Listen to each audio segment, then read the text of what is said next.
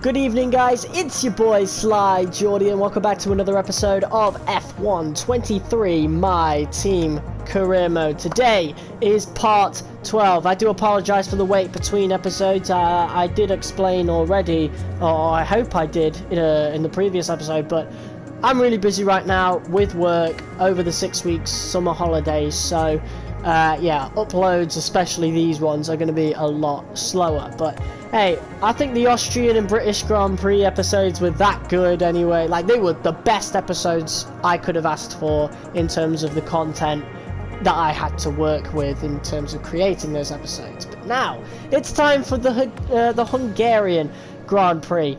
And before we get into that, mate, if you haven't watched the last episode for the British Grand Prix, bro, you need to go watch it right now. We may have finished in P4, which in itself equals our best finish of the season, but quite frankly, that was probably our best race ever. Like, I think that might have been the best race that we have ever had. Period. Just in terms of defense, you know, we made Verstappen, Leclerc and Hamilton all earn their spots on the podium, to be quite honest. Like, they really had to fight me hard to get onto those podiums, because we defended so well. How even Sainz could have had a P4, but we really fought him too up until the end. And of course behind us was Alonso, etc., people that we've beaten in the past. So yeah, those the top guys in the Ferrari, Red Bull and Mercedes, we're not catching up to those guys for a while. Definitely not this season, even though it does say Aston Martin could compete up there, but they don't for some reason. I guess on certain tracks Alonso would, but yeah, Ferrari, Mercedes and Red Bull, they're just untouchable. We're not gonna, no one's gonna catch them. We do have a few parts coming in, but that would just basically make our fights with the midfield a bit more easier, as if we really had to worry about them too much anyway. Like, the performance, the vehicle performance in this year's game is just so close. Obviously it has to reflect real life, and in some cases it doesn't, because Aston Martin should have been higher than that at launch. But I'd say about now it's more or less about where it should be. I guess McLaren could be high. I think Ferrari are too high, I'm going to be quite honest. Ferrari need to be below Aston Martin, I'd say about the same as McLaren, and then Williams need to be above Alfa and Haas. Like, but yeah, not much has changed. We've been really close with those teams. Aston Martin, obviously, Aston Martin and McLaren, they do take a little longer to fight, but Haas, Alfa, Williams, Alpine and AlphaTauri, we haven't really had any issues with them at all since maybe round 3. I think we had a bit of a fight with Tsunoda in Jeddah. We did. He finished P12, so he did come out on top, but since Australia, like, we've left those guys in the dirt. You know, we're close, but obviously we're a really good driver. But the car is not where it should be, and because, well, that's evidenced by where DRUGOVICH is finishing. And speaking of DRUGOVICH, we have our contract renewal ready to go, so we're going to renegotiate with him right now, and I'm hoping to sign him on for another season. Approach declined. So the driver demands 10th or better, and our vehicle performance is 11th. Wow. I genuinely thought DRUGOVICH would have stayed. So he doesn't. Oh my god. I really wanted him to stay. Let's see if we can get him. We can't. Oh my god. DRUGOVICH is leaving. Well, I mean, I'm not going to be too sad about it, to be quite honest. I did want to keep him for a second season, I'm going to be quite honest. But I guess he just doesn't want to stay, and I doubt any other team's going to sign him. Or I suppose we'll see who else gets signed, obviously. But how much have we got? We got 4.23 million, so we have to actually get a new driver. That is very surprising, I'll give you that right now. So, we're going to have to look to F2. And honestly, I have, now that I think about it, there's Teo Porcher, he could be really good. Liam Lawson could be really good. Jack Doohan could also be really good. Enzo Fittipaldi as well. I don't know. That is really, like, that really caught me off guard. I genuinely thought we'd be able to keep Drugovic, you know? And I think maybe it's just simply because of R&D. We have to approach a new driver from the driver. Oh my god, that's actually took me so off guard. So, mate, he could have waited just a couple more weeks. Not even that. He literally could have waited 5 more days, bro. Felipe.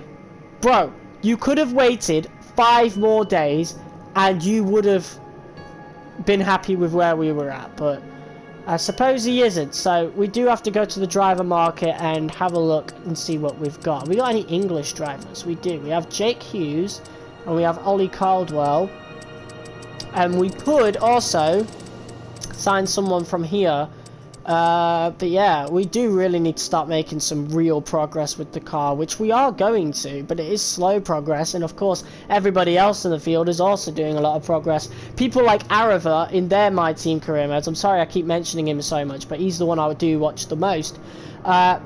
He put all his R&D on decreased, but there was this glitch at the beginning of the game where it swapped decreased with increase, so he got a big advantage there, whereas we've just stuck with the default. So yeah, obviously it's a little bit on my side where I haven't done enough upgrading. Obviously, we could have done a lot more upgrading on chassis and durability from the get-go, because obviously we can do 2, but I didn't know you could do 2 at once until I played a bit of driver career mode and did that.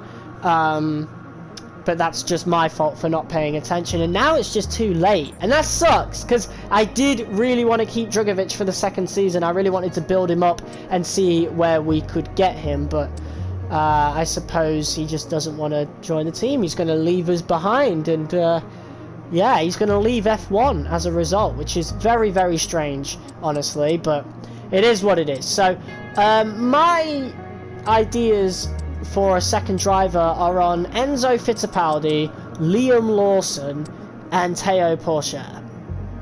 Could be any of these guys, and I'm thinking of going with Liam Lawson. Liam Lawson's a guy who's got a lot of hype around him at this point of the season. Obviously, he could have been at AlphaTauri if Ricardo had... He would have been at AlphaTauri if Ricardo had said no. I genuinely wanted to keep Drugovic on that topic. Like, I knew he was not performing to the best, just like De Vries was, but unlike AlphaTauri, I wanted to put a lot of faith in Drugovic. Obviously, we've put his rating up to the point that he can compete with people like De Vries, and he can compete with people like Sargent now. You know, he's slowly working his way up there, but I suppose he just doesn't want to be there. So, Teo Porcher or Liam Lawson. Those are our 2 choices. We've also got Enzo Fittipaldi. He's 1 overall down, so I guess we could really look at everything in terms of racecraft, awareness, and pace. And obviously, Drugovic might be the best of all them. Awareness for Porsche is at 70. Pace is 75. Liam Lawson's got 74. Okay, so it'd be either Liam Lawson or Teo Porcher. So Teo Porcher's got the better racecraft. Oh, no, he hasn't. Liam Lawson's got better racecraft, but Teo Porcher has better awareness and pace. So we might go with Porcher. I do want to go with Liam. Part of me really wants to go with Liam Lawson, just because of the hype around him right now. But you know what? We're going to go with Teo Porcher. He is the better guy, so we're going to approach Teo Porcher. He's not too much worse than...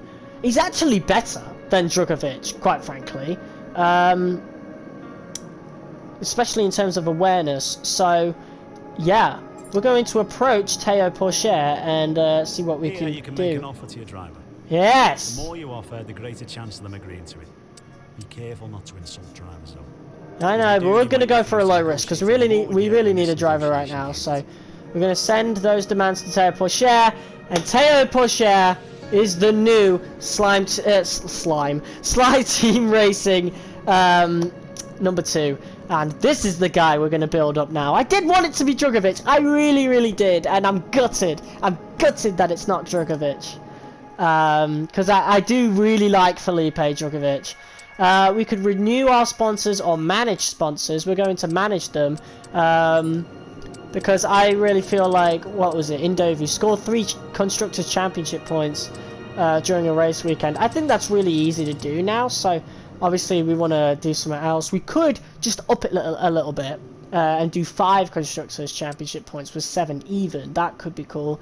A plus F, qualify in P10 or better. That could be really good because we do get to Q3 quite often. Achieve the fastest lap in any session would also be actually quite easy, because if it's just achieve the fastest lap in any session, is that like the fastest lap as a whole, or is it just just get 1 fastest lap? I don't know. I don't think it would be that easy. Overtake 5 different drivers during a race. That one could be pretty good as well. I want to look for a good weekly income, you know. Echo's got some pretty decent ones as well. Echo, yeah, but that's just 1 Constructors' Championship points. Achieve the top 12 finish during a race with Equinox. Okay. So after some careful thinking, I'm thinking of just sticking with Indovu. Where was that one that was just where it was 5? So it's either Indovu or we can just up it just a little tiny bit and go with 7 even. We're going to go with 7 even. That could be good. And we're going to keep Opaque, because Opaque is one we're doing pretty well right now. And Seren, definitely one we're going to replace going into the 2nd season. But yeah, there you go. We got some worn components, obviously. That gearbox. And the gearbox, we know that's knackered, so we're going to go ahead and change that. Apply that component. But the energy store, mate, after the last race, that's knackered. That is absolutely knackered. So boom, we're going to apply a new one, and we might need to apply another one and take a penalty at some point. It depends. It really does depend. We've gone 12 rounds. We did 12 rounds with the 1 energy store, so I guess it really depends how well we look after it. But we are now getting some improved materials for the MG UK and H, which both come through, which is beautiful. And in terms of performance, that does bring us closer to AlphaTauri. I don't know. Yeah, we are plateauing a little bit, so it's not really going to update until we're actually at Hungary.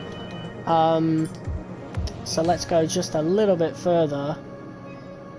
Tyre blankets have come through as well. That is wonderful. Does it update just yet? No, it doesn't. So you have to actually get to the weekend for it to update. Alright.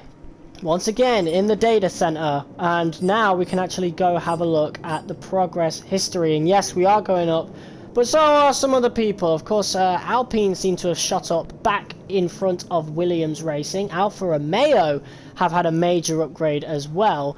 So our major upgrades weren't quite enough to catch up to the rest of the field, quite frankly, because the rest of the field was also upgrading, unfortunately. Red Bull also upgraded. Mercedes up there as well. Haas have had another massive upgrade. They have done superb this season in terms of upgrading. It's crazy.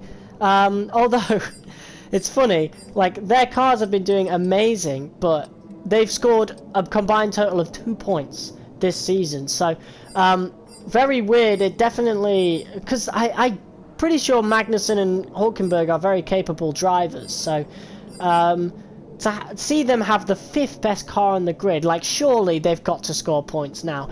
But that's not good for us now, because Haas was a team that we were beating all the time. Like we've never had any trouble from Haas, and now we are going to. So this season's going to get a lot more difficult for us, especially now that we're over halfway. So we've still got some upgrades that we can definitely do. Of course, we've got 3 upgrades incoming. I'm going to play the crap out of the practice modes to get as much R&D points as we possibly can, especially now after what happened with Drugovic. I really don't want to lose Porsche at the end of the season, you know.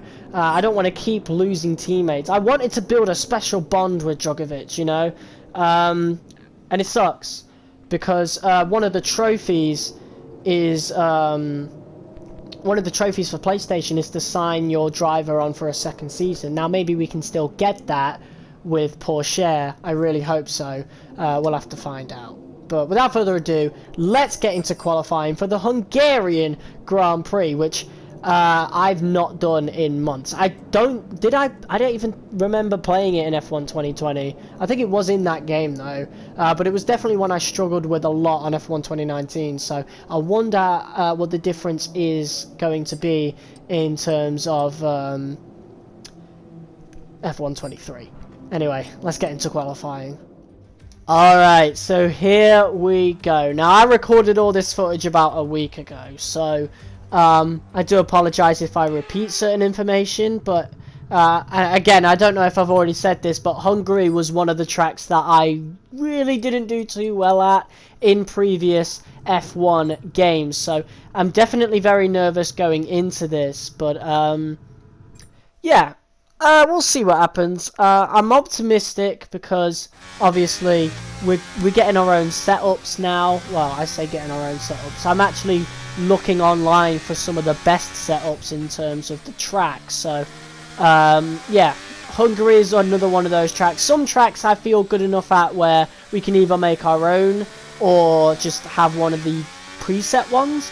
But with tracks like Hungary or any of the newer tracks like Jeddah and Miami, like obviously, and Imola, I obviously then want to get, you know, a good setup, and I want a good chance at doing as well as I can in the race. So anyway, here we go with our first proper lap around Hungary. We've got a couple of cars behind us, but in terms of what's in front of us, there's no real traffic, so that's already a good sign. We're on the soft tyres, obviously. In real life, they actually started a new format in qualifying where they went on the hards in Q1, mediums in Q2, and then softs in Q3. I kind of like that. I don't know how fair that makes it for the lower place teams though. We'll have to see more proof of that in real life, because obviously recently at Spa we've not gotten good proof, because obviously in Q1 it wasn't the best conditions. But yeah, enough of real life. Oh, a bit of a drift around that corner right there. Still doing pretty good though, and this is only our first example lap essentially, so we don't need to worry too much. Obviously now we've got a fresh energy store. We're not on the completely worn one that we had last time out in the British Grand Prix. I'm really excited for the Belgian Grand Prix next episode, because again, that's one of my favourite tracks ever. But there you go, that lap was good enough for a P7, so 7th fastest on the grid, so this setup is pretty good. And on this final lap in Q1, we're almost half a second up as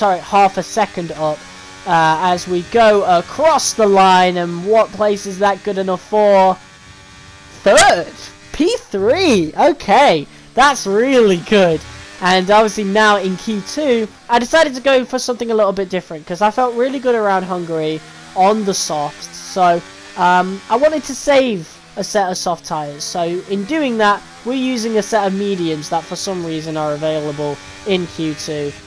So our first example lap is right there. We're not too good there. I actually had a few example laps before that. So, you know, P10...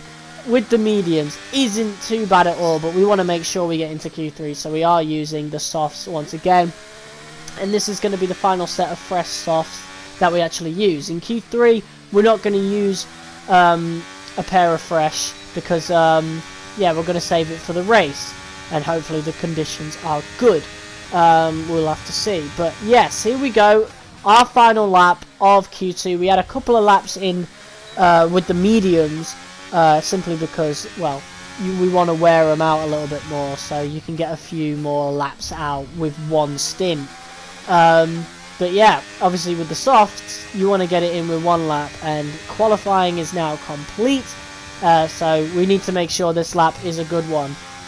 We're P10 right now, so we are in the danger zone, obviously, so we obviously want a good lap to get out of it. And I love this. I love corners like that, by the way, especially when you nail them. When you nail them, they're so satisfying to do. And honestly, F1 has quickly become one of my favourite racing games ever. Definitely my favourite right now, just because of how satisfying and fun it can be, you know? When you get into the flow, like, when you get into the flow of some of these tracks, There's honestly nothing better. No racing game rivals F1 for me personally when it comes to flow, which is strange because I love Need for Speed, and Need for Speed does have its flows, but I'm talking in terms of simulation. For me, F1 just doesn't have any competitor, and that lap was good enough for P1.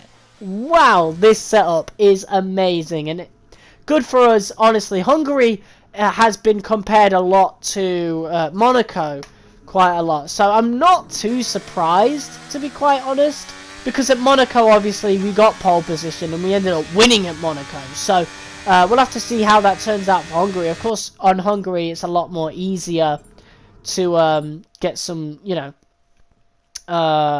overtakes done.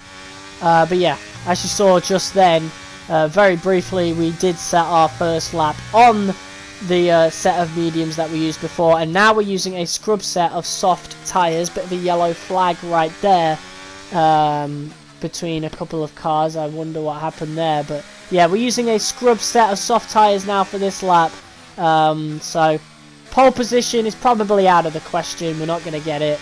But we're not really aiming for that, you know. We're aiming for a good lap. Obviously, we could get pole position, but then that would be spending the soft tyres. So, you know, and maybe using the soft tyres would be a good strategy. I don't know what strategy to really go with in terms of Hungary. I don't know what tyres are going to be the best. Again, I've only really played it a couple of times in F1 2019 and 2020, you know, and that was with preset setups. That was also on lower difficulties. So, yeah, I don't know how this is going to go, because obviously we're on a higher difficulty to what I am used to on previous games. Of course, I think I started at around 60 and moved it up towards like 75 on F1 2019, and then F1 2020 I had it on 80. On this one we have it on 85, and I'm debating putting it up to 90 for Season 2. Obviously right now it's not too bad, 85. 85 seems pretty perfect right now, but I'm getting better at the game and I can feel it. So I think we'll bump it up to 90 as our car gets faster. But yeah, this seems like a really good lap so far. Then again, every lap's going to be good when you're using a compound quicker, but Max Verstappen sets a 117, almost exactly a 117, and he sets pole position right there. Qualifying is complete. What are we going to get? Where are we going to place? P9. So that's quite annoying. P7 to P9 seems to be a position we keep getting quite often at this point, but yeah, honestly, it's not too bad. We're around Ocon and Magnussen, and everybody upwards from Norris to Verstappen is not really who we're competing with. So honestly, P9 is not too bad. But without further ado, let's get into the race. It's race day in Budapest as we get ready for another round of Formula One action. We're not expecting too many retirements at this circuit. There are plenty of current and former drivers with flawless finish rates here. In particular, Ralf Schumacher, who made it across the line in all 10 of his Hungarian Grand Prix starts.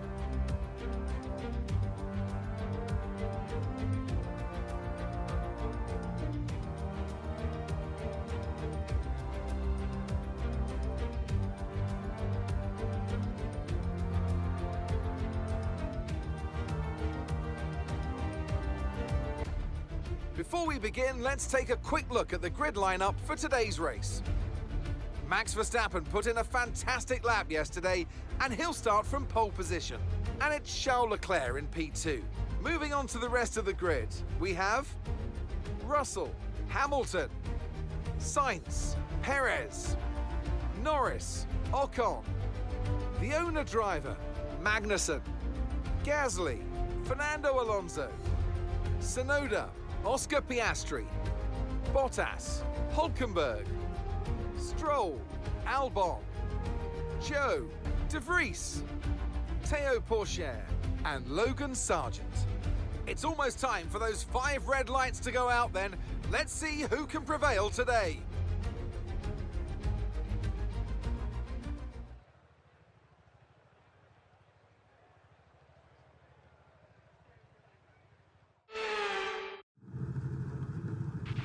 After the points finished last race, let's aim to keep that momentum going. No! Oh no, no, no, and it's 4 wets as well. What? Oh no! Oh, I must not have paid it. Like when I actually did the race, I must not have paid attention to the weather forecast because our plan that we had has just gone completely out of the window. You know, if I'd have known it was gonna rain, I would have used that final set of softs to get pole position or really close to pole position. Oh no! This is a disaster. This is an absolute tragedy. So, obviously, if we wanted to fight for a podium in a track that is definitely compared to Monaco quite often, and one that it does play a lot like Monaco in terms of overtakes, you don't really get them that often. Oh, wow. We're on full wets on Hungary here. This has completely ruined my plans, you know? So, we might not even get any points at this rate, because like I don't even know if this setup is going to be good for wet Hungary at all, if I'm being quite honest, you know. This is horrid. But anyway, yeah, that's completely thrown my plan out of the window. And I remember playing this race when I first saw it was going to be in the wets. I was like, oh. You know, I don't have any plans for this, and I don't know how much the weather is going to change over the course of the race. We're on 35% races, by the way, so there is a chance that we could go on to dries, but the fact of the matter is, like, how much damage are we going to take on these wets, you know? I've clearly not got a setup for this, you know, and other people might, obviously, because they were definitely slower than me, that's for sure. Like, we got P1 and Q2 purely down to the setup, I think, honestly. So, yeah, our setup is clearly made for the dry, you know. And now, like, obviously, a lot of other people in the race probably didn't have that kind of setup because we were faster, if Q2 is anything to go by. So, oops, sorry. In the wet, Jesus, I don't know how this is going to work out. I am absolutely terrified, but yeah. Formation lap, here we go. It's done. We get up to 5 red lights. Hopefully we can get a good start here. And it's lights out, and we're underway. We're behind Ocon and Norris, Magnussen and Gasly behind, all faster cars than us. Alonso is a bit far back as well. Magnussen's had a really good start, obviously going between me and Ocon, and we're going to brake late here, and we nailed that corner, I think. Obviously, we have overtaken Ocon and Norris here, and we've also overtaken Checo. And we might even be able to get signs on this corner as well as we slip behind Verstappen here. Obviously, the AI is not really good at race starts in this game. And we are pretty good at race starts. So, yeah, definitely a very good start. And now we're looking to have a go at Verstappen. Flashbacks to last episode. If you did miss that, please go check it out. It was absolutely awesome. But yeah, the start was really good. It's a really good start. P5. Let's see if we can keep this, obviously, as we go through these corners now. Yeah, that's not a good start there, going over the curb. We've lost a bit of time to Verstappen. We're going to lose more time to Verstappen, obviously, because it's not the race start anymore. So, yeah, now it's just a case of defensive driving, just like Silverstone was, where it was very, very defensive driving against Verstappen. And later on with signs, and we were able to get a good position there. But yeah, as starts go, honestly, it could have been a lot worse, especially since we weren't really... we never predicted a wet race. We planned for a dry race, and that didn't happen. And that has me scared for Belgium as well, because Belgium is pretty prone to raining as well. But as we go across the line here for the first lap, P5, it's not too bad. And obviously now, we're going to dive bomb into the first corner to overtake Verstappen on the wets here. And obviously he does have a better corner there. And now we are side by side going into turn 2. Can we make it stick? Can we keep the position on Verstappen? Yes, we do, as we leave him behind us quite a little bit, and it does stay that way onto lap 6. He is just completely up my rear end, obviously, as the track is beginning to dry a little bit. It's now a little bit of a drizzle, so it's time for inters, and we're going to pit pretty much the same time as everyone else. In terms of pitting onto the inters, I felt like it would be the best idea to kind of follow the leaders. So, yeah. When Leclerc pitted for inters, I decided to follow there, and we had a good pit stop, but obviously we're competing with Red Bull in this race right now, and obviously when it comes to pit stop, they're the GOATs, you know? You don't get better than Red Bull right now, and Max Verstappen actually jumps us within the pits. He overtakes us in the pits.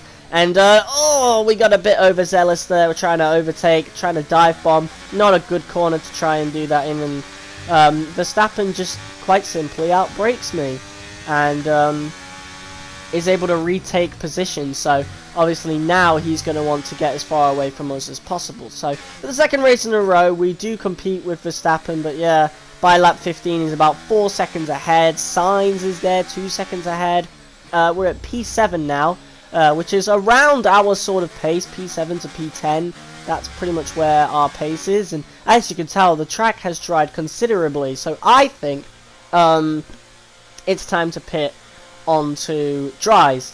And we have about 9 laps to go here, so I was thinking softs. We're going to pit for softs. We want to make as much speed as possible. I feel like we could make up so much time on the people in front of us, and we do have a pretty bad pit stop there.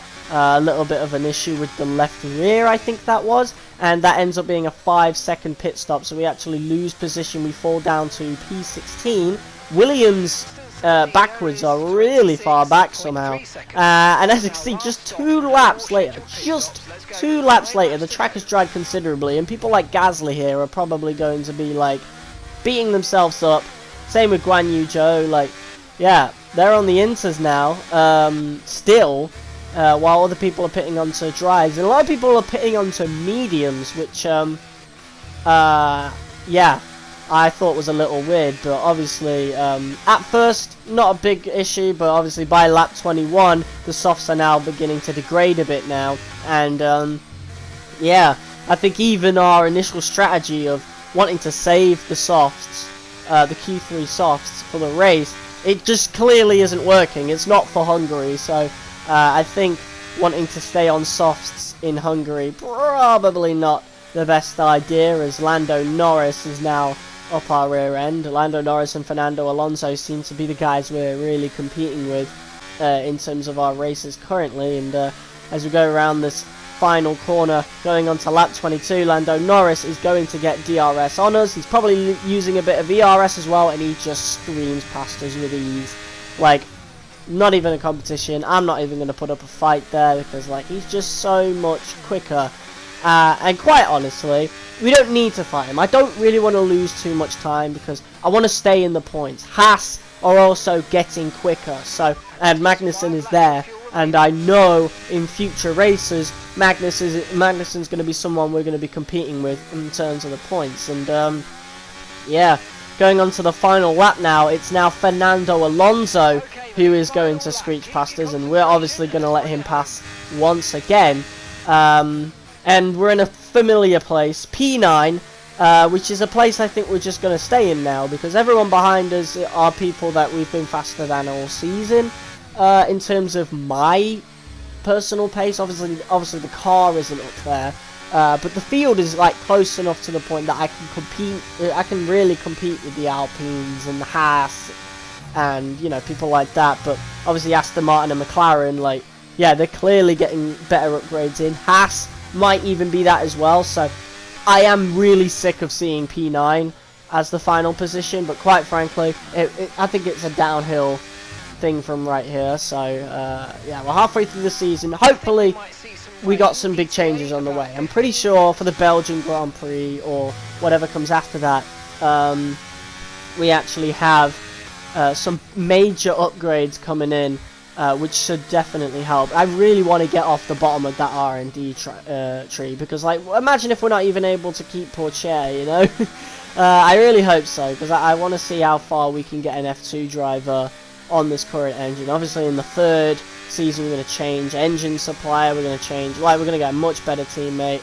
Like, it's going to be really cool, but I want to see how far we can get the F2 guy, because, like, imagine if we could get them into the points. That'd be so cool. But anyway, P9, very familiar territory. All in all, definitely a damage limitation race, and I'd say that's a success. It's a performance to be proud of from our Hungarian Grand Prix winners. Natalie Pinkham, how do you think they were able to set themselves apart today? Well, confidence breeds confidence. Success breeds success. They are very much enjoying a purple patch right now.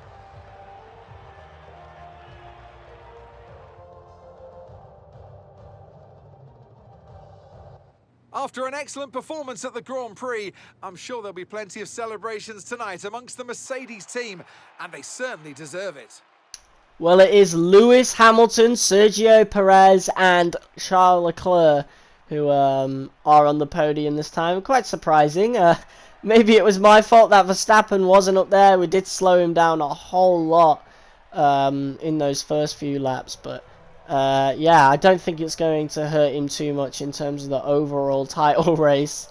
But yeah, a pretty nice podium to see, to be quite honest. And I was hoping we'd be up there. We did have the pace for it if qualifying is anything to go by. But I think even on the dries, with our initial plan of being on the softs, I don't think it would have been a good idea anyway. Unless we were like out in front, and even with really worn softs, we could have been able to like hold up the grid.